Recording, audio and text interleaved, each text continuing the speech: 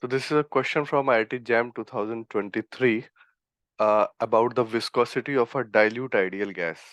So because when the gases flow, there is relative motion between the layers of the gas, and because of that difference, there is friction between the gas molecules.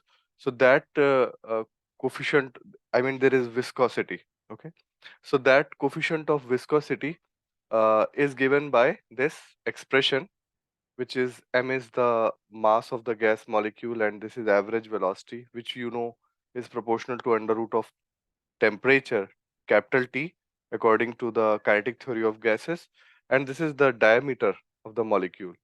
So there were four options, and we know that this viscosity increases with increase in temperature.